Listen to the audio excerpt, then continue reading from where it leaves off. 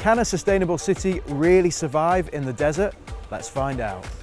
I'm travelling with SailGP, one of the most purpose-driven sports on the planet. But away from the race course, I go beneath the surface to discover who's moving the needle when it comes to being clean and green.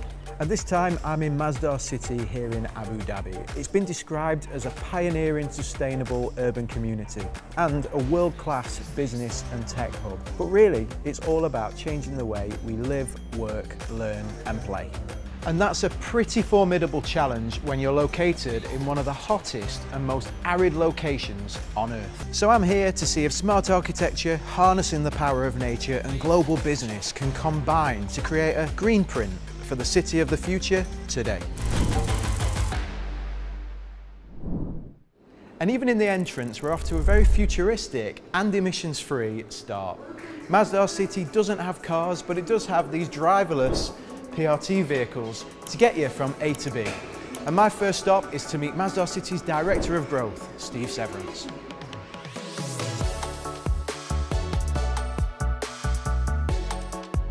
"17 years ago, we started the Masdar Initiative. That, look, climate change is real. This is an area of high carbon consumption, and we want to demonstrate how you can significantly reduce your energy consumption and create a more sustainable lifestyle, even in this difficult environment. Geographically and climatically, we have two big challenges here. One is water scarcity. There's almost no fresh water sources in this region. And the second is heat. For years, we've used mitigation in buildings. It's hot, we're gonna put in more air conditioning. It's cold, we're gonna put in more heating. Well, we wanna use adaptation. We wanna look at the way people built things 500 years ago. Narrow streets, thick walls, small windows. How architecturally would you adapt to this climate? We're about 10 degrees cooler than Abu Dhabi during the summer. And that's all done on purpose. That's done with master planning. That's done with how we shifted the whole city to catch the prevailing winds. And that's an example of how things used to be done in this region. That you would have a wind tower on every house, you'd have a down shaft that you would cover with a damp cloth to catch the prevailing winds, and it would keep the dust out and cool the air, and then you have an up shaft because hot air rises, right? Cooling takes about 60% of all your energy consumption at the building level. In Masdar City, it consumes about 35% because our buildings are so much more efficient. So we're now the world's largest collection of LEED Platinum buildings. Now we're moving toward net zero buildings to net zero communities. Anybody can do a green building, but to do a sustainable building, which we think means you need to be sustainable economically, environmentally, and socially. But that is always the challenge of how far can we push the boundaries of environmental sustainability while still building the things that people can afford to live in, that companies can afford to come and rent and set up their businesses here.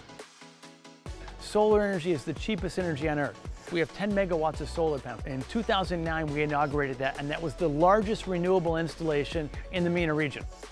We have the world's largest renewable installation in Abu Dhabi, and there's one the same size in Dubai, both of which Masdar Clean Energy has been associated with, 2 gigawatts. So 15 years later, 200 times the output. When I came here, and I've been here for 14 years now, almost all food was imported. There's been a real push toward bring food production here. There's a spot out here on the edge of Masdar City where they're growing tomatoes and cucumbers and eggplant, as well as doing bamboo and other agricultural products. But they have about a 100 square meter plot of tomatoes in a vertical farm. We've lost touch with our food production, so bringing that closer here in Masdar City, so where people living and working here can go and see some of the food that will be offered to them in stores and at restaurants. To me, that's an important social aspect of the sustainability we're trying to create too. People like technology, but technology has to support the people. They need to connect with each other, and they need to connect with nature.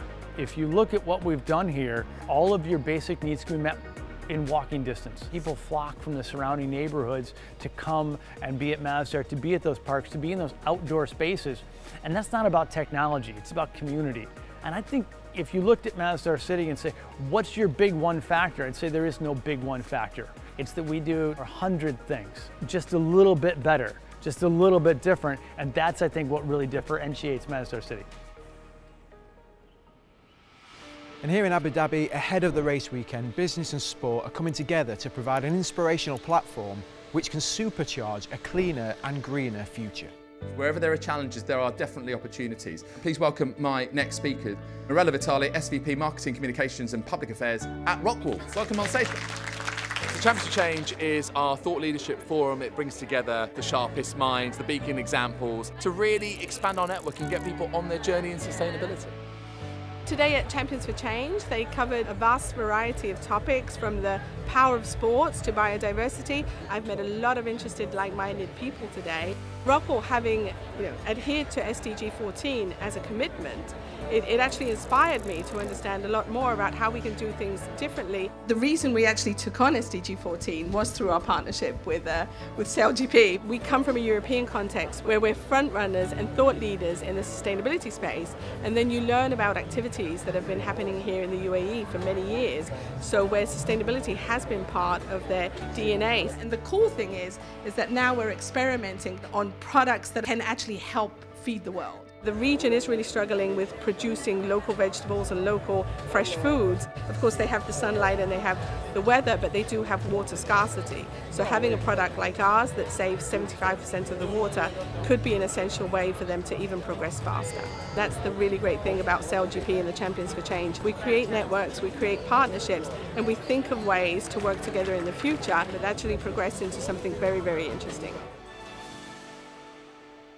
Masdar's Youth for Sustainability initiative is committed to nurturing and developing the next generation of sustainability leaders. So, as SailGP rolls into town, Rockwell is enabling more than 100 young people from that programme to go and experience the world's most exciting sail racing close up, find out a bit more about its sustainability agenda and also what it's really like to be powered by nature. During today's experience with our youth members, we got the chance to visit the SailGP, where we have seen the backstage and how the technology of the boat really operates using solar panel and wind. We got to meet some athletes and they told us about racing and how SailGP is truly an amazing sport. Welcome to you all here in the SailGP Inspire Learning Zone. The main thing when working on sustainability is to get hands-on experience. Here they can actually feel the force of the wind and how it actually moves a boat and get a more understanding on the science behind sailing. We made solar panels out of small miniature solar panels. We connected them to a boat and we tested its strength in a pool. I found out that from just 4 little solar panels combined, it can actually give a lot of power, which shows that it's a good source of energy. We have an obligation to make sure our Earth stays intact, and so that we can create a more sustainable world, not only for us, but for the future generations as well. The world today is facing challenges it's never encountered before, and smart sustainable cities are showing humanity the way forward through technology, building better and cleaner energy. Thanks for watching, don't forget to share your thoughts and please hit the subscribe button.